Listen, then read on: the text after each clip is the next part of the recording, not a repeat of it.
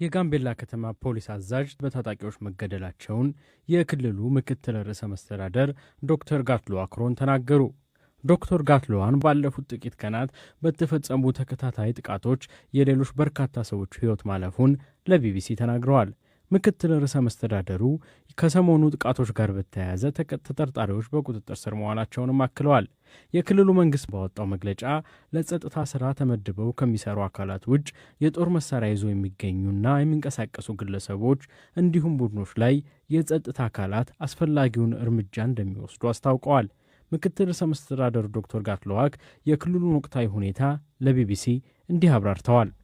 ምናልባት መረጃዎቹ ገና ያጣራን ስለሆነ የከተማው ቅርብ ጊዜ የተከሰተው መጀመሪያ የባንክ ማኔጀር ነበረ ጥቃት የደረሰበት። ከዛ በሁለተኛ ቀን ወይ በሶስተኛ ቀን ነው መሰለኝ ማጣራት የሚያስፈልግ ከዛ የእንትን ተደርጓል። የአዛዥ ማለት ነው የጣቢያ አዛዥ። በዛን ቀን የባንኩ ማኔጀር ሲገደል መንገድ ላይ ሁለት መኪና እዛው ላይ የሆነ ሰዎች በሁለት መኪና ላይ አምቡላንስ እና የወረዳ ፒካፕ ጥቃት አደርሰዋል። ከተማ ውስጥም የባንኩ ማኔጀር ተገደለ። እዛው ከላሬ ወደ ገምቤላ ከተማ አቦል ደርሶ ወደ ገምቤላ ከተማ ሊደርስ ሲል ሁለቱ መኪናዎች ጥቃት ደርሶበታል። ሰው ሞቷል፣ የቆሰሉም ነበሩ። ከዛ የተነሳ ነው እንትና የተገደለው አዛዡ ማለት ነው። ማን ይባላሉ አዛዡ? ስማቸው የፖሊስ አዛዡ የፖሊስ አዛዡ ቼክ ማድረግ ይችላለው። ሞድ ነው የእንትን አገኝታል። የባንኩ ማኔጀር አላገኘሁም። ስማቸው እሱም ማን ይባላሉ? ኩችዌው ይባላል። ስለዚህ በዛው ነው እና የአዛዡ በመግደል ከዛ በኋላ ወጣቶቹን ተነስቶም የብሔር ብሔረሰብ አታክ በማድረግ ዛሬ ጠዋት በዛ ነው ብዙ ግጭት የነበረው። ወደ ብዙ ቦታ ሄደ። ከዛም ከኑዌርም ከአኟክ በየተለያዩ ቦታ እየመጡ ጥቃት አደርሰዋል። በዛሬ ጠዋቱ በዛሬ ጠዋቱ ጥቃት የሞቱ ሰዎች አሉ። ምን ያህል ይሆናሉ? እሱ ገና አልተጣራም። መረጃውን ገና አልደረሰንም። ግን የሞቱ ሰዎች እንዳሉ አውቃችኋል? ይኖራሉ። ገና ግን ማጣራት ላይ እናደርጋለን። ባለፉት ተከታታይ ቀናት በተፈጸሙ ጥቃቶች በድምሩ ስንት ሰዎች ናቸው የተገደሉት? ስታቲስቲካሊ አሁን ሬዲ ስላልሆንኩኝ መረጃ ኮንፈርም ማድረግ እችላለሁ። ግን በመኪና ላይ ያኔ ሁለቱ መኪና ላይ ወደ 4 ሰው ሞቷል በመኪና ላይ። ከዚያው ከተማ ውስጥ የተገደለው 5ኛ ነው። እነዚህን ጥቃቶች የሚያደርሱት እነማን ናቸው? በክልሉ የሚንቀሳቀሱ የታጠቁ ኃይሎች አሉ አሁንም ድረስ? ከዚህ በፊት እንደነበሩ ከክልሉ መንግስት ጋር የሰላም ስምምነት ፈጽመው እንደነበሩ ሲነገር ነበር እና ለምንድን ነው ከነዚህ ሰላም ስምምነቶች በኋላ እየተፈጸመ ያለው? ኦርጋናይዝድ ሆኖ እንደዚህ ይሆን አይደለም። የውስጥ የፖለቲካ ክራን እና ችኩቻ ደስ ያላላቸው በመጣ ለውጥ ላይ ኦርጋናይዝ የተደረጉ ናቸው። አንዳንዶቹም ከአሜሪካ ብር የተላከው ዝም ብሎ ተራ ሰዎች በገንዘብ የሚደረጉ ናቸው። ምክንያቱም መንገድ ላይ ጥቃት ያደረገው ሰውም ተይዟል። በሱ የከተማ ያኔም ተይዟል። ከዚህ በፊትም ሌላ መኪና ኦልሞስት ወደ 3 መኪና ነው መንገድ ላይ እንደዚህ ጥቃት ሲደርስ የነበረው። ስለዚህ እዚህ ጋር ነው እንጂ በራሳቸው እንደ ታጣቂ ማሰልጠኛ ገብቶ ወይ ሌላ ጋር ያለው አናውቅም። ግን በውስጡ ሊኖራቸው ይችላል። ከነሱ ጋር የሚገናኙ ያላወቅ ነው ኦርጋናይዝ የሆነ አናውቅም። ምክንያቱም በአሁኑ ሰዓት የሽብር ሴራዎች የሚያሰሩ ብዙ ናቸው። እጃቸው ረዘም አድርጎ ለምሳሌ ኤርትራ፣ ኢጅፕት፣ እነዚህ ኦነግ ሸኔ፣ ፋኖ፣ እነዚህም ህወሓት እጃቸው ረዘም አድርጎ ሁሉም ቦታ ብጥብጥ እንዲኖር የሚያደርጉ አሉ። ነገር ግን እንደዚህ ወጣ ያለ አልነበረም። ከውጭም ሀገር እንደዚህ ኦፕንሊ የሚናገሩ አሉ።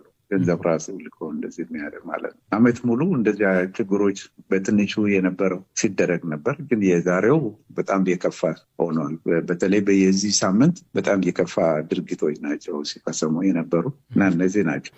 መልካም። አሁን አንዱ ያነሱልኝ የተደራጁ ቡድኖች አይደሉም ይሄን ጥቃት የሚፈጽሙት እያሉ ነበር እና የተደራጁ ቡድኖች ካልሆኑ በከተማው የሚንቀሳቀሱ ወይም እርስዎ እንዳሉት ገንዘብ ከሌሎች አካላት አልተደራጁ መልሰን ሲል ጫካ ሄዶ የሚታወቅ ጠላቶች አይደሉም። እንግዲህ በውስጥ መደራጀት የፖለቲካም እንደዚህም ኦርጋናይዝ ከአሜሪካ እንደዚህ ገንዘብ የሚያገኙ የድብቅ የተደራጁ አሉ። በስሜት በድብቅ ማለት ነው የሚያደርጉ ማለት። ምክንያቱም እንዲሁ ተነሱ አይደለም ግፊት የሚያደርጋቸው ብዙ አሉ ከኋላቸው ማለት ነው።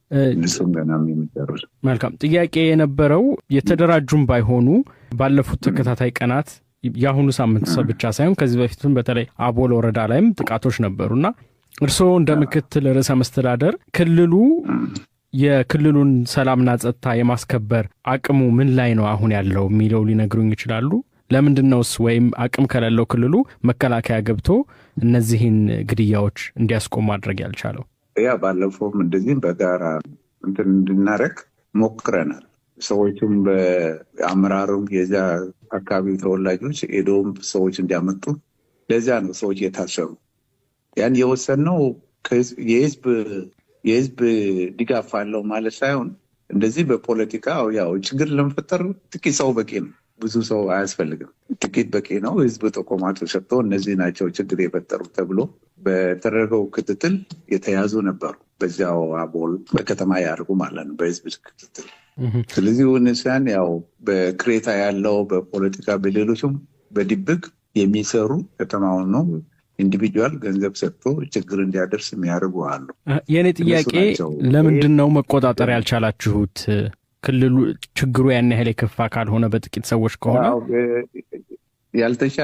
ያልተቻለበት ምክንያት እንደዚሁ ተደራጅቶ አንድ ቦታ የሚቀመጡ ስላልሆኑ ያው ከኛ ጋር ሻይ ይጠጣሉ፣ ቁርስ ይበላሉ።